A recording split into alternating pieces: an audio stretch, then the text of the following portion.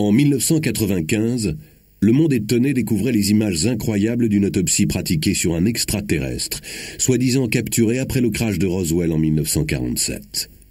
Il s'agissait du dernier et du plus spectaculaire rebondissement de l'affaire ufologique la plus célèbre du siècle. Une affaire qui continue à nous questionner, plus de 50 ans après les faits, un véritable mythe moderne.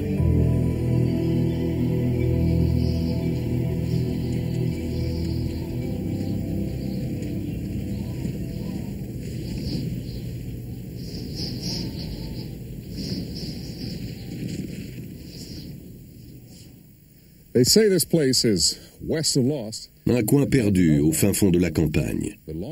Mais il y a longtemps, plus de 40 ans, quelque chose est tombé ici. Et très vite, de Londres à Los Angeles, on entendit parler de ce ranch d'élevage de moutons dans le désert, au nord-ouest de Roswell, au Nouveau-Mexique. Ça s'est passé en 1947 et le mystère demeure aujourd'hui. Mais est-ce bien le cas? Quelqu'un, quelque part, aurait-il la réponse qu'il aurait caché tout ce temps?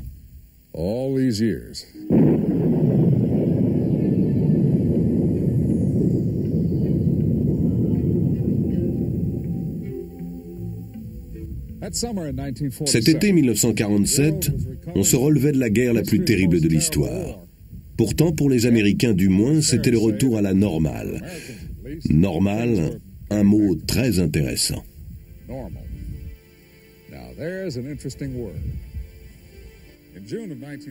En juin 1947, Kenneth Arnold, pilotant son avion personnel près du mont Rainier, dans l'État de Washington, aperçut quelque chose de tout à fait anormal.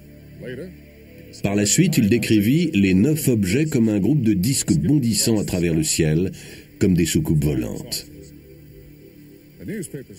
La presse s'en empara, soucoupe volante.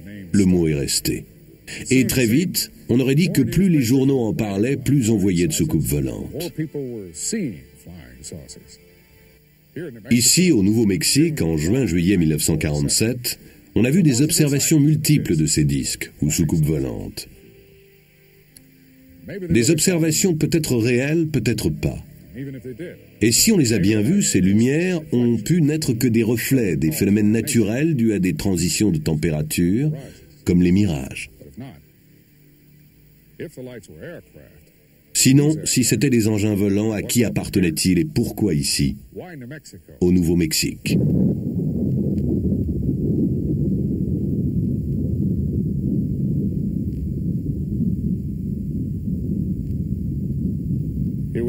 L'événement fut un désastre pour la Terre entière. Car depuis cette première bombe d'Hiroshima, nul ne se sent plus en sécurité sur Terre. Alors, c'était prévisible, lorsque les disques volants sont apparus, les militaires américains y ont vu la main des Russes. Mais d'autres avaient une théorie différente. Comme l'a écrit le grand poète John Donne, « Nul homme n'est une île ». Et s'il en allait de même de notre planète? Dans le choc suivant les premières bombes atomiques, pensait-il, par-delà ces vastes océans intersidéraux, il y aurait quelque chose à l'écoute.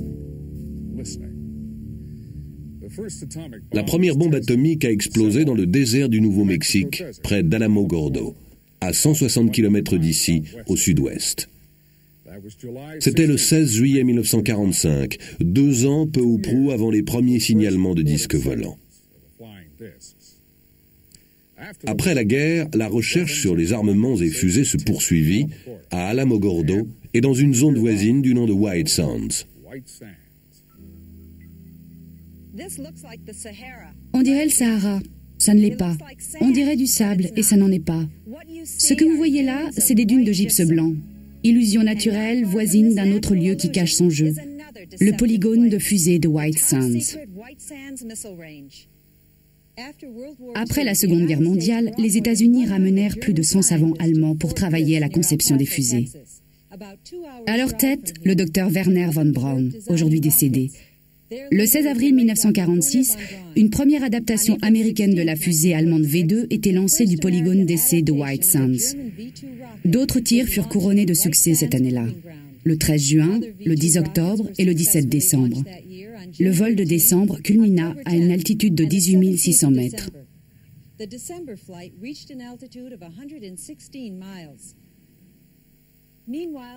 Au même moment, la seule force de frappe à capacité nucléaire au monde était en état d'alerte permanente.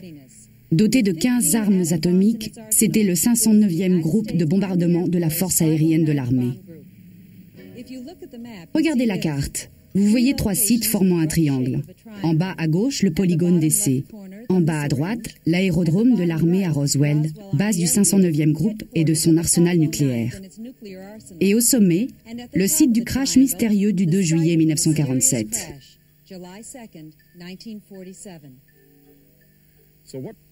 Alors, qu'est-ce qui s'est crashé ici? Un appareil de reconnaissance ennemi? Un appareil russe, genre U-2? Cela ne tient pas. Les forces aériennes de l'armée et le Pentagone sont vite intervenus pour présenter une autre version, on le sait. Mais des indications emportent la conviction. La version officielle était fausse. Là, dans ces larges espaces, dans le haut désert du comté de Lincoln, le ciel semble aussi vaste que le territoire où souffle le vent, où les moutons paissent. Et le temps semble s'armer de patience, comme l'œil du vieil Indien. Un rancheur du nom de Mac Brazel s'était installé ici. Le 3 juillet au matin, il fit la découverte. Dispersé sur une aire d'1 kilomètre de long environ, sur quelques 80 mètres de large, un bric-à-brac de débris de choses. Il y en était tombé partout, dans le sable humide, dans les rigoles emplies d'eau de pluie. La nuit d'avant, un violent orage s'était abattu sur le désert. Mais Mac Brazel s'est souvenu d'un coup de tonnerre plus fort que les autres, presque trop fort pour que ça soit du tonnerre. Et là, avec ces débris jonchant le sol, il s'est demandé, le tonnerre ou une explosion? Il y avait les pièces métalliques et d'autres matériaux légers comme du papier d'alu, des fibres comme de la ficelle, et de minces tiges à l'allure de poutrelles et portant des marques qui lui faisaient penser aux symboles que les Indiens marquent dans l'argile. D'autres, les voyant par la suite, les ont comparés à des hiéroglyphes égyptiens. Mac se rappelle que les débris étaient si drus que les moutons ne voulaient pas passer par le champ. Il a dû leur faire contourner, alors que le point d'eau est à plus d'1,5 kilomètre. Il ramassa quelques pièces et les porta à ses voisins les plus proches, Floyd et Loretta Proctor. Il nous a décrit les pièces. Nous, on lui a conseillé d'aller à Roswell pour le signaler. Vous savez, il y avait une récompense pour les ovnis. À l'époque, on disait soucoupe volante. Ce soir-là, après sa visite chez les Proctor, Mac est retourné au champ de débris. D'après son fils Bill, Mac en rapporta une grosse pièce qu'il mit à l'abri dans cette grange, toujours debout 50 ans plus tard, à 5 kilomètres au nord du lieu du crash. C'est l'origine des histoires prétendant qu'un rancheur aurait trouvé une soucoupe volante et l'aurait planquée dans sa grange. Mac avait encore de l'ouvrage. Les 2 jours suivants, les 4 et 5 juillet, il s'occupa de ses moutons. Puis, le 6 juillet, une fois ses tâches courantes réglées, il prit sa buick et partit pour Roswell. Mac se rend d'abord au bureau du shérif. Alors les choses se précipitent. Le shérif George Wilcox envoie 2 de ses adjoints au ranch et appelle le 509e groupe de bombardement à l'aérodrome de l'armée à Roswell. Presque aussitôt, l'officier de renseignement aérien du 509e groupe, le major Jesse Marcel, arrive au bureau du shérif. Il est escorté d'un agent du contre-espionnage en civil. Le major Marcel appelle l'officier commandant le 509e groupe, le colonel William Blanchard. Le colonel donne alors l'ordre au major Marcel, ainsi qu'à l'agent du contre-espionnage, de se rendre au ranch en compagnie de Brazel pour mener leur enquête. À l'époque, la route n'était pas en meilleur état qu'aujourd'hui. Il faisait nuit quand ils sont arrivés. Entre-temps, les 2 adjoints du shérif étaient revenus à Roswell avec leur propre version. Ils n'avaient pas pu trouver le champ de débris à les entendre. En revanche, ils avaient découvert ceci, un cercle de sable vitrifié dans un pâturage. Comme après un bombardement, un grand cercle tout brûlé, oui. Le major, le rancher et l'agent du contre-espionnage ont passé la nuit à l'abri pastoral. Plus tard dans la soirée, le major Marcel est venu ici, dans la grange, avec un compteur Geiger pour inspecter la pièce que Mac avait remisée là. Aucune trace de radioactivité. Le lendemain, 7 juillet, ils ramassent autant de débris qu'ils peuvent en charger dans la buick du major et le fourgon de l'armée. À la fin du jour, ils repartent pour Roswell. Depuis des années, nombre d'enquêteurs tentent de résoudre l'énigme de Roswell. En 1980, le colonel Charles Berlitz, avec William Moore, ont publié leurs conclusions dans un livre. L'incident de Roswell. 10 ans plus tard, de nouveaux faits fascinants ont été révélés grâce aux efforts de Don Schmitt et Kevin Randle. Don est directeur des investigations spéciales du Centre de recherche sur les ovnis à Chicago. Kevin est officier de renseignement avec le grade de capitaine dans la réserve de l'US Air Force. Leur livre, Le crash d'ovnis à Roswell, met en place ces éléments essentiels pour notre puzzle. Don et Kevin sont les premiers à mener une investigation scientifique sur les lieux mêmes des crashs. Ils ont accepté de nous rejoindre ici à Corona, au Nouveau-Mexique, où, autre première, nous apportons des caméras de télévision sur les lieux du crash. Ils nous ont conduits sur un terrain défoncé, sans route. Nous avons rejoint le ranch Brazel par le coin le plus reculé, arrivant au lieu du crash par le nord-ouest. Si jamais endroit se prêtait au secret, c'est bien celui-ci. Début septembre 1989, le Centre d'études sur les ovnis a monté les premières fouilles archéologiques sur le site même du crash de Roswell. On a pris une équipe de 10 membres, 3 scientifiques, 2 à formation archéologique, 2 des laboratoires nationaux. On s'est centré non seulement sur le champ de débris lui-même, mais sur des terrains plus écartés. Nous espérons encore retrouver quelque chose dans des cavités, dans un puits de 2,50 m et dans d'autres lieux marécageux à l'écart du site du crash.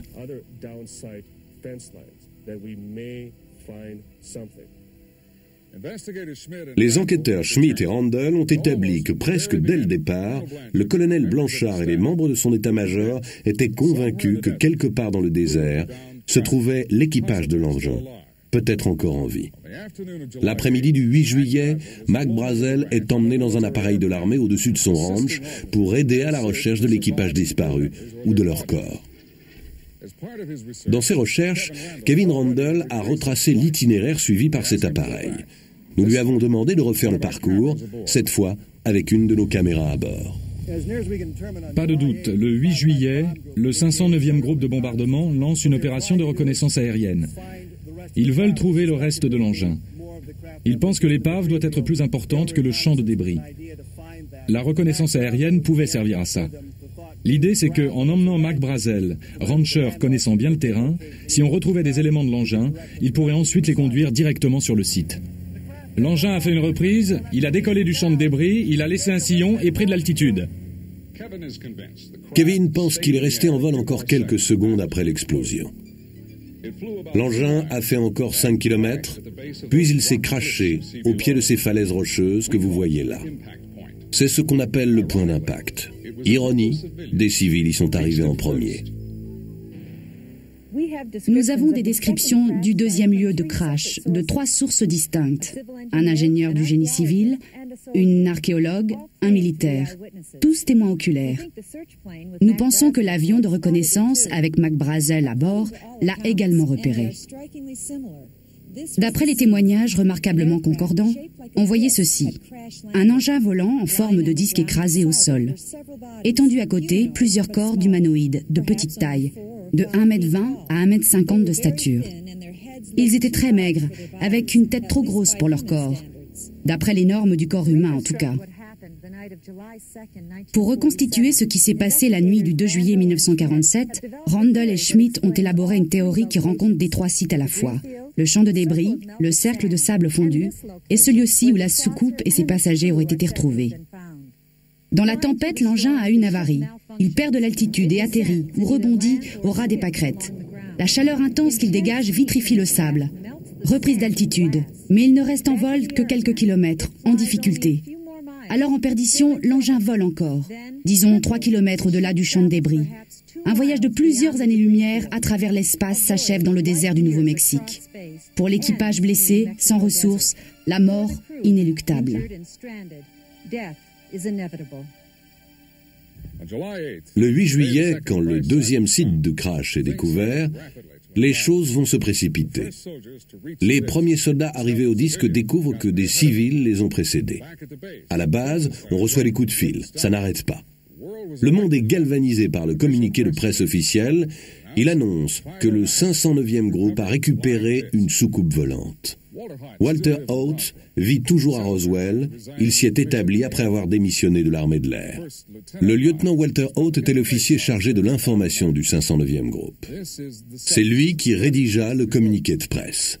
Bientôt, on reprocherait au lieutenant son initiative malvenue et son enthousiasme naïf. Je crois qu'on m'a encadré, pas moi seulement, mais le colonel Blanchard aussi. Je ne vois qu'un seul motif. Il voulait occulter l'histoire et garder tout ça secret. Mardi matin, 8 juillet, le major Marcel, officier de renseignement, vient faire son rapport à l'officier commandant le 509e groupe de bombardement, le colonel Blanchard. Le colonel Blanchard donne ordre au prévôt d'établir un cordon autour du champ de débris en postant des gardes pour fermer tous les accès par la route au site du crash. Après quoi, le colonel Blanchard fait son rapport au quartier général de la 8e armée de l'air à Fort Worth. Très vite, le Pentagone dépêche un vol spécial à Roswell, amenant une équipe d'agents spéciaux de Washington. Plus tard dans la matinée, vers 11h, le lieutenant Haut met la dernière main à son communiqué. Il va emporter des exemplaires aux 2 quotidiens de Roswell et aux 2 stations radio de la ville. Tout organe d'information est abonné aux services de dépêche d'agence, tels que l'Associated Press, Reuters ou United Press International. De nos jours, au Roswell Daily Record, les dépêches tombent via un ordinateur plutôt que sur des téléscripteurs. Mais même en 1947, l'information pouvait être répercutée depuis Roswell dans le monde entier en quelques minutes. Exactement ce qui est arrivé. Dès midi, ce 8 juillet, toutes les lignes téléphoniques vers Roswell sont saturées. Au 509e groupe même, le colonel Blanchard n'arrive plus à passer un coup de fil à l'extérieur. Inaccessible. Dès 16h cet après-midi-là, Mac Brazel était de retour à Roswell, après avoir aidé la mission de reconnaissance qui avait repéré le 2e site du crash. L'événement qui s'ensuivit reste un classique de foutoir militaire. L'armée ne sait plus où trouver Mac Brazel. Mais Walt Whitmore, c'est à l'honneur de la station radio KGFL, le retrouve. Voilà ce que Judd Roberts nous en dit. Il a trouvé et lui a suggéré de passer chez lui. À l'époque, c'était à l'autre bout de Roswell. On s'est dit que ça serait utile d'avoir les informations qu'on cherchait. On a pu dire, vous avez voulu le questionner et le tenir caché. Moi, plus simplement, je réponds, nous lui avons donné un lieu pour passer cette nuit-là, à l'abri de ceux qui le questionnaient. Toujours assailli d'appels, d'aussi loin que Londres ou Hong Kong, le Roswell Daily Record fait ses gros titres avec l'affaire. La présentation par le journal se basait sur le communiqué du lieutenant Haut. Mais nous le savons aujourd'hui, plus de 40 ans après, les médias étaient sur le point d'être coupés des faits, victimes d'une campagne de désinformation. Les officiers de l'armée retrouvent Mac Brazel et le mettent en détention à domicile. Des heures d'interrogatoire serrées allaient suivre, et on le soumet à un examen médical complet. Puis, le 9 juillet, à la station de radio KGFL, Walt Whitmore reçoit un coup de fil personnel de Washington. Il reçoit consigne de ne rien faire passer sur les ondes de son interview de Mac Brazel. On nous a fait comprendre que si nous voulions conserver notre licence, il serait bon de ne rien diffuser. Sinon, nous avions 24 heures pour nous trouver un autre job que la radio. Puis, les officiers de l'armée perquisitionnent les bureaux de tous les journaux et stations radio de Roswell, emportant tous les exemplaires du communiqué et tout autre matériau ayant trait à cette histoire. Alors, le 9 juillet, Mac Brazel, sous escorte d'officiers, se présente aux locaux de KGFL avec une version toute nouvelle. Rien à voir avec ce qu'il avait raconté à Walt Whitmore pendant qu'il l'abritait. Depuis des siècles, les Indiens du Nouveau-Mexique adorent le soleil, donneur de vie, gardien de la voûte céleste.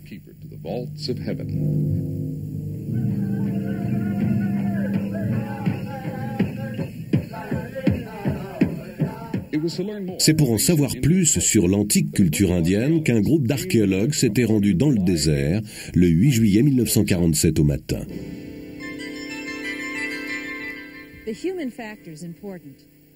Le facteur humain est important. Les gens ne se taisent pas pour toujours. Mais de la poignée de témoins qui ont parlé de ce qu'ils ont vu ici au deuxième site de crash, la plupart sont morts aujourd'hui, emportés par la maladie ou la vieillesse. Nous ne pouvons que rappeler qui ils étaient, leurs multiples différences, et aussi le fait qu'ils disent tous avoir vu les mêmes choses. Un engin volant apparemment non produit sur Terre et des créatures n'ayant pas l'air d'être nées sur notre planète. Une fois le deuxième site de crash repéré, l'armée fit très vite. De l'avion où il était embarqué, Mac Brazel guida les hommes de troupes dans leur approche. Mais avant que l'armée n'arrive, un ingénieur du génie civil faisant un relevé pour un programme d'irrigation était tombé sur le site par hasard. Son nom, Grady Barnett. De l'accord de tous, une personnalité bien carrée. Proche de Barnett, Vern Maltese se rappelle son ami évoquant sa découverte des corps et sa description de ceux-ci. Il m'a dit « Bon, je vais te raconter quelque chose que je ne suis pas censé divulguer. » Il a trouvé cet objet au sol qui était de la forme d'une soucoupe volante éventrée. Alors il est sorti de son camion et il est allé voir. Et il y avait 4 humanoïdes gisant par terre. Ils étaient couverts d'une sorte d'ensemble de couleur terne, haut de 90 à 120 cm. Ces habits étaient très ajustés et ils les couvraient entièrement, sauf la tête et les mains qui étaient découvertes. La tête était sans cheveux, un peu en forme de poire. Les mains étaient nues.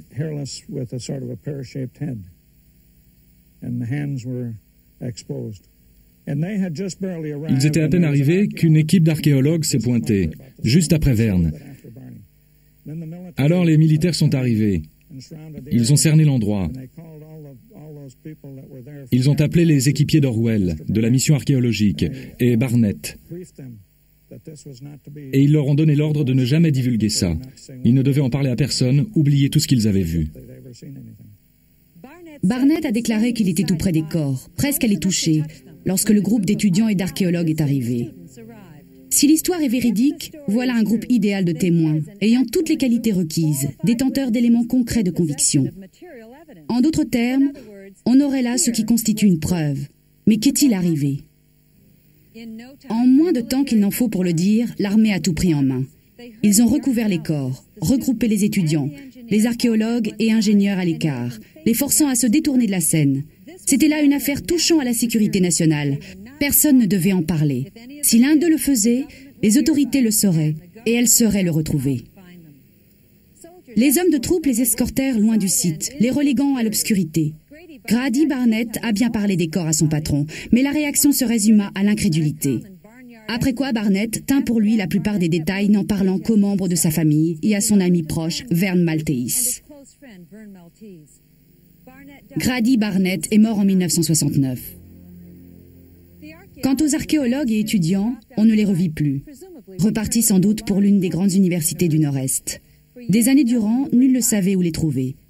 Puis en 1979, une femme atteinte d'un cancer fit une déposition sur son lit de mort à l'une des infirmières de l'hôpital local de Saint-Pétersbourg en Floride. J'étais infirmière dans un service pour patients en phase terminale. Un jour, je vais donner son bain à une patiente. Elle était plus alerte que d'ordinaire. Elle se comportait d'une façon très soupçonneuse. Elle me demande de tirer les rideaux. Elle veut savoir s'il y a une autre patiente dans l'autre lit. Je dis non, mais ça m'a surprise.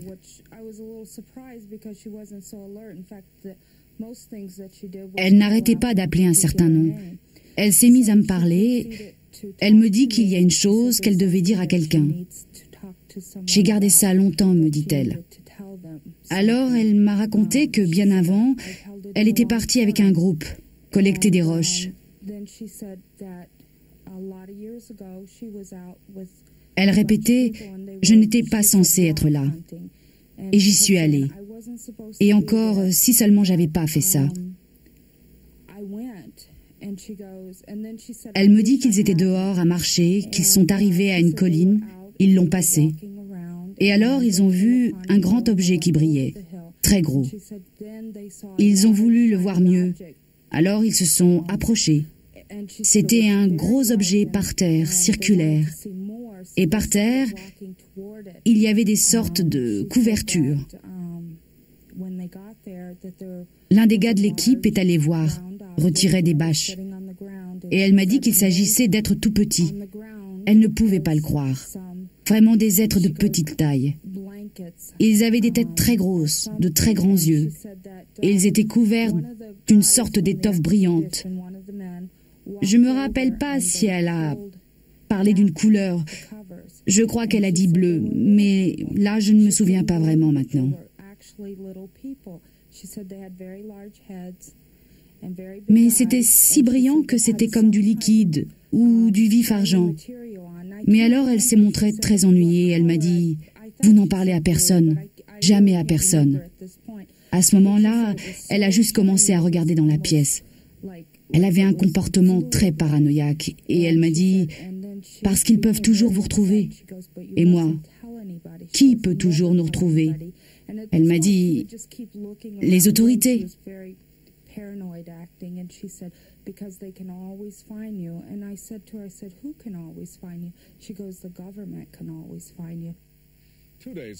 Deux jours après l'arrivée de Mac Brazel à Roswell, les rumeurs se répandent comme un feu de brousse. Le public pouvait penser que le Pentagone était foudrage et que le général Roger Ramey en prenait pour son grade. Contrairement à l'opinion du public, c'était là le résultat d'une campagne de désinformation soigneusement orchestrée. Ramey était l'officier commandant la 8e armée de l'air à Fort Worth, le quartier général chapeautant le 509e groupe. Avant que le 509e groupe n'engage la collecte des pièces et la recherche des corps, le quartier général de la 8e armée de l'air avait contacté le Pentagone. Le matin du 8 juillet, le vol spécial était organisé qui amenait une équipe d'experts du contre-espionnage de Washington à l'aérodrome de l'armée à Roswell. Le général et le Pentagone allaient sceller le couvercle. Préparant soigneusement une version occultant les faits, le général Ramey donna ordre au colonel Blanchard, commandant le 509e groupe, d'envoyer son officier de renseignement, le major Marcel, à Fort Worth. Marcel apporta au général des éléments de débris rangés dans une caisse. Laissant la boîte sur son bureau, le général conduit alors le major dans une autre pièce, lui proposant de consulter une carte. À leur retour, la caisse a disparu. À la place, on a un vieux ballon météo. Alors le général Ramey fait entrer les journalistes. « Une simple erreur », déclare-t-il. Le major Marcel et le 509e groupe s'étaient trompés. Et le général ajouta que ce type de ballon était d'un modèle nouveau, à faire classer dès le milieu de l'après-midi. Mais, nous le savons maintenant, des éléments de débris avaient été livrés au général, plus tôt ce même jour. Si c'était juste un ballon, pourquoi ne pas le dire tout de suite, mettant fin à la question et rassurant du même coup le Pentagone? Le docteur Jesse Marcel Jr. avait 11 ans lorsque son père, le major Marcel, rentra une nuit avec une cargaison d'objets étranges dans sa voiture. Le docteur Marcel s'est établi aujourd'hui à Helena, dans le Montana. Il se souvient que son père l'a réveillé vers 2 heures du matin pour lui montrer, ainsi qu'à sa mère, ce qu'il avait trouvé. Ce qui était vraiment exceptionnel, c'était des marques sur une partie des pièces de l'épave.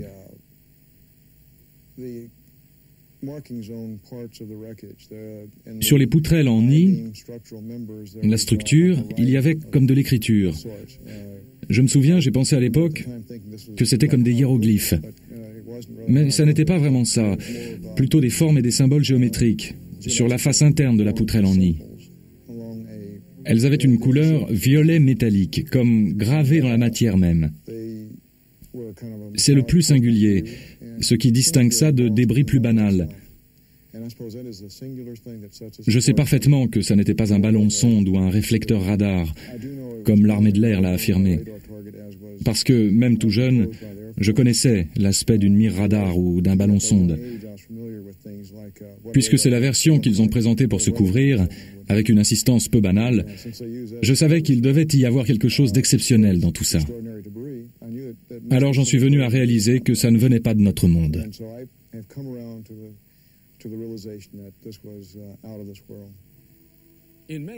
En mai 1980, le docteur Marcel a accepté d'être mis sous hypnose. C'était une tentative par Don Schmitt et ses collègues pour récupérer des souvenirs enfouis dans l'inconscient du docteur, pour voir clairement, à nouveau, les symboles indéchiffrables sur ces tiges à allure de poutrelle.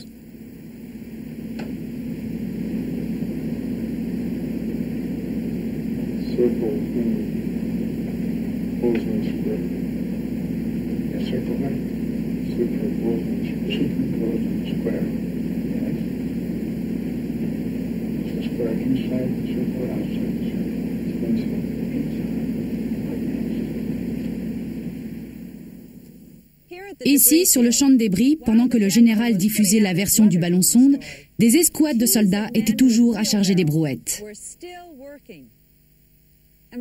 Vous vous rendez compte? Des barrages routiers, des mitraillettes et au moins 16 hommes avec des fourgons. Pour récupérer un ballon comme ça? On a retrouvé d'autres ballons-sondes ramenés par des civils. Ils étaient assez petits pour être rangés dans le coffre d'une voiture. Même le nouveau modèle de ballon évoqué par le général y serait rentré. D'ailleurs, Mac Brazel a déclaré qu'il savait de quoi les ballons-sondes avaient l'air. Il en avait déjà retrouvé sur son ranch. En dépit des pressions militaires, Mac était formel. Les débris sur le champ que ses moutons ne voulaient plus traverser étaient quelque chose d'autre. Et bien sûr, les ballons-sondes n'emportent pas de passagers. Pas même de petite taille, comme ceux que l'on aurait retrouvés au deuxième site de crash. Mais pour en revenir aux rumeurs qui se propageaient à Roswell, si des corps avaient effectivement été retrouvés, serait-il vrai que l'un d'entre eux eût été encore en vie?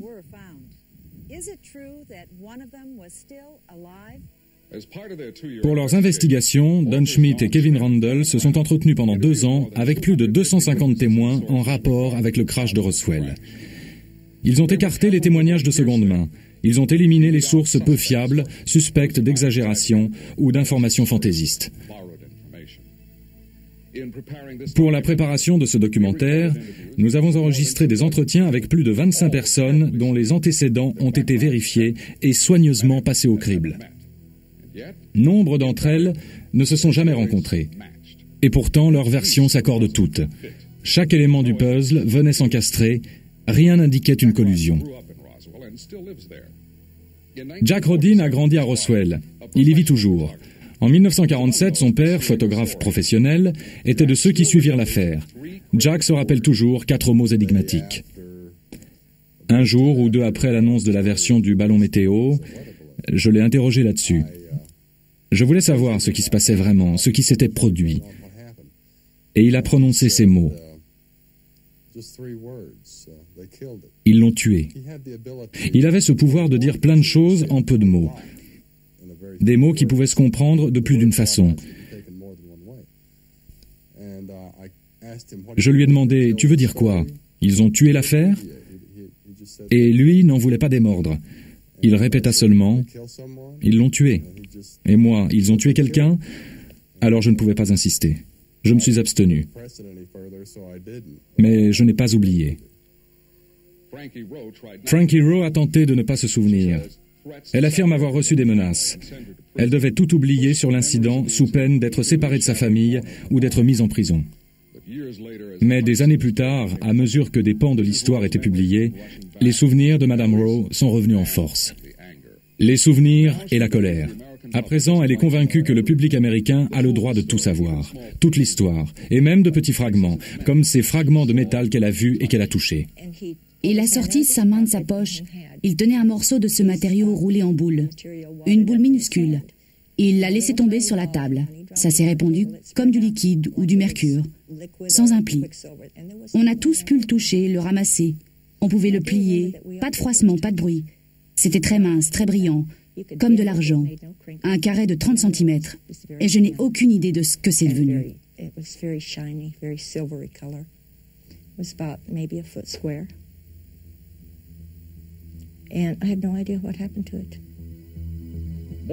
Plus de 40 ans ont passé depuis le crash. Les autorités s'en tiennent toujours à la même version officielle. L'autorité militaire oppose toujours un mur de dénégation. Pourtant, des fissures, depuis quelques années, quelques fissures sont apparues dans ce mur. Le major Marcel allait en reparler avec son fils, pour dire que non, ça n'était absolument pas un ballon météo. Et tout à coup, un officier à la retraite de l'armée de l'air révèle à sa femme un étonnant secret. Mais d'abord, présentons l'histoire de Brownie. Melvin A. Brown était sergent au 509e groupe au Nouveau-Mexique au moment du crash. Par la suite, il fut muté en Angleterre. Il épousa une Anglaise et à l'âge de la retraite s'établit avec sa famille dans la banlieue de Londres.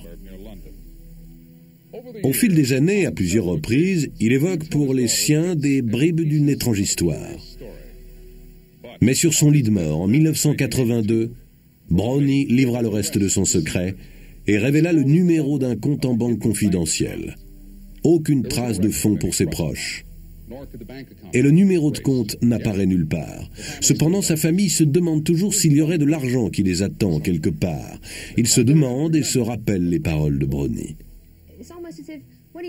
Un peu comme si, une fois raconté son histoire, il l'avait regretté. Tous les soldats disponibles au sol, là je cite ses propres termes, je m'en souviens, tous les soldats disponibles au sol ont dû aller dans le désert où une soucoupe volante était tombée.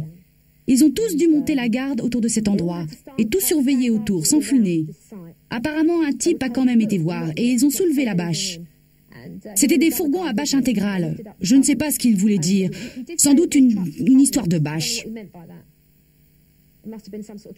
Ils ont imité l'autre. Ils ont soulevé les bâches et ils ont vu 2 corps, je crois. Mais ma sœur dit 3 corps. Là, on n'est pas d'accord. Ils ont vu des corps d'une taille de 1,20 m, pas plus, peut-être moins. Des têtes bien plus grosses que d'ordinaire, des yeux bridés et la peau jaune.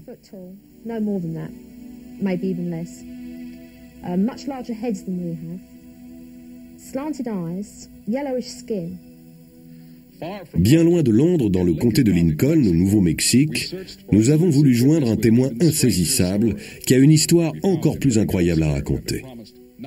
Nous l'avons retrouvé ailleurs. Nous nous sommes engagés à ne pas révéler ses coordonnées. Il s'appelle Glenn Dennis.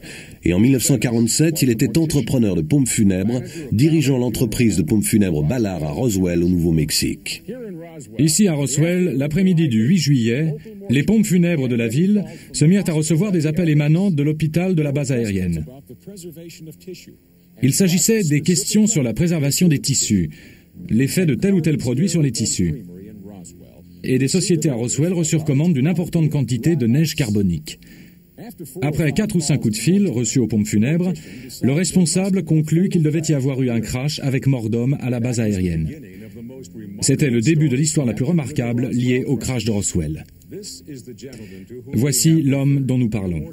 L'entrepreneur de pompes funèbres, Glenn Dennis. En 1947, il était directeur de l'entreprise de pompes funèbres Ballard à Roswell. Ces coups de fil formaient les préludes de menaces de mort.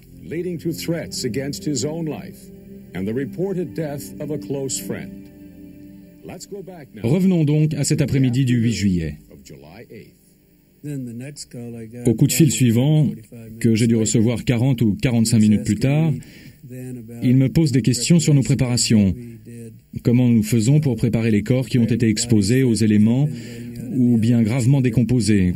Comment on traite les corps de brûlés? Les cas hautement traumatiques. Notre procédure pour ça. Question suivante. Que feriez-vous pour ne pas modifier la composition chimique des corps, ne pas détruire de sang, ni rien de ce qui pourrait s'avérer fort important par la suite? Quelle procédure vous suivez? Qu'est-ce que vous faites? Est-ce que ça modifie la composition sanguine, etc. Là, j'ai su que sans doute il s'était passé quelque chose, qu'il ne voulait peut-être pas annoncer. La mort d'une personnalité ou autre, qu'il ne voulait pas... Enfin, aucune idée de ce que ça pouvait être, mais je les ai aidés. Je leur ai dit, je peux venir vous aider, si vous avez ça, je peux vous aider. Et l'on me répondit, non, c'est pour plus tard, histoire de savoir comment procéder.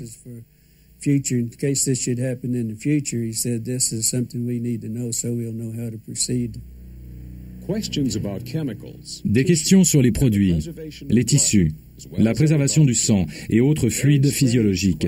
Des questions bien bizarres. Si les médecins de la base étaient en train d'autopsier les restes, au moment de ces coups de fil, il s'ensuit que dès le 8 juillet, les corps avaient été enlevés du 2e site du crash et déposés à l'hôpital de la base, ce qui correspondrait à des détails clés du récit du sergent Brown. La version de Glenn Dennis corrobore ce que dit le témoin Frankie Rowe. Il pensait que celui qui était en vie avait été emporté à l'hôpital de la base. Et un de nos amis, le mari d'Aris, travaillait là. Il a vu un personnage entrer.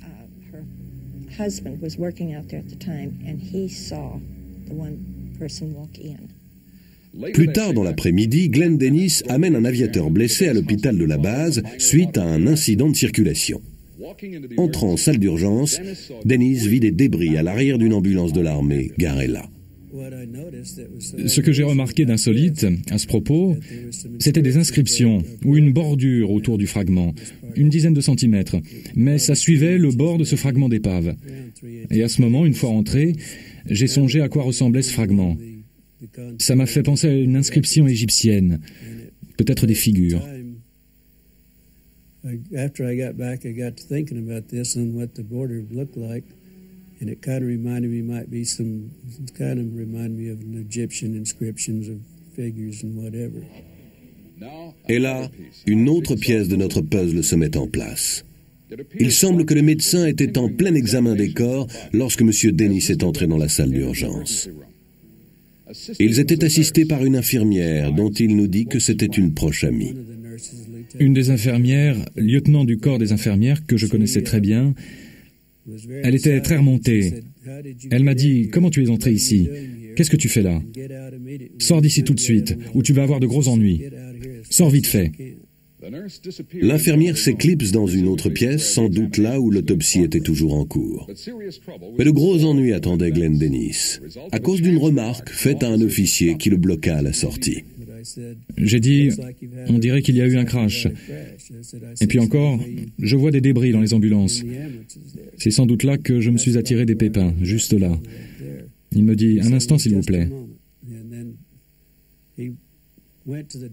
Et il va à la porte, fait signe, et là, 2 types de la police militaire débarquent. Il leur dit, vous me sortez ce gars-là et presto. On prend le hall pour sortir et j'entends une voix d'homme qui fait, j'en ai pas fini avec lui. Vous le ramenez.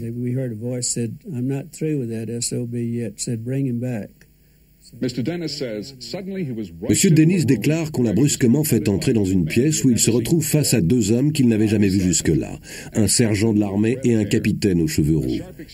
Un échange animé s'ensuit où Dennis affirme que tous les 2 l'ont menacé de mort. Le capitaine roux me dit, il n'y a pas eu de crash ici. Vous n'avez rien vu. Vous n'avez pas envie de raconter quoi que ce soit à qui que ce soit. Vous n'avez rien vu. Si vous faites ça, vous allez avoir de gros pépins. Bon, moi j'étais un peu remonté. Je n'aimais pas la façon dont il m'avait traité au début. Je lui fais la remarque. Écoutez, moi je suis civil. Vous ne pouvez rien me faire. Allez au diable. Ce furent exactement mes paroles. Je m'en souviens très bien. Alors le sergent noir m'a dit, « Te fais pas d'illusions, petit, ou quelqu'un ira ramasser tes os dans le sable. »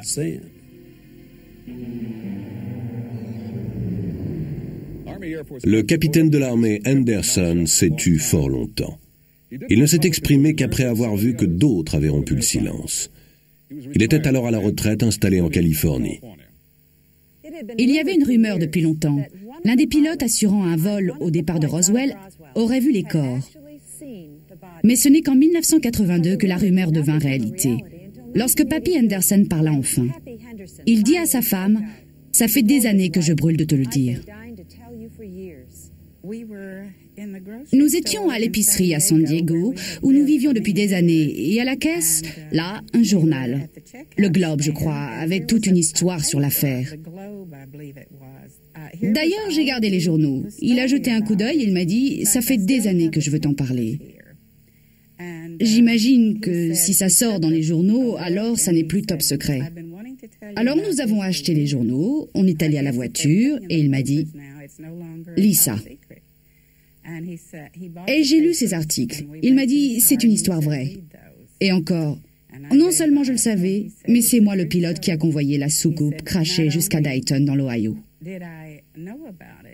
J'étais abasourdi. Et si ça n'avait pas été papy, sans doute que je ne l'aurais pas cru. Mais il était très sûr de son fait. Et il me disait toujours la vérité, sans le moindre faux fuyant. Alors je l'ai cru. Mais à l'époque, si on disait qu'on avait vu un engin intergalactique ou une soucoupe volante, votre réputation était faite. Une cinglée. Alors, on n'en a pas beaucoup parlé. Mais ça faisait des années, quand on lui demandait ce qu'il pensait des soucoupes volantes, sa réponse était toujours « pas de fumée sans feu ».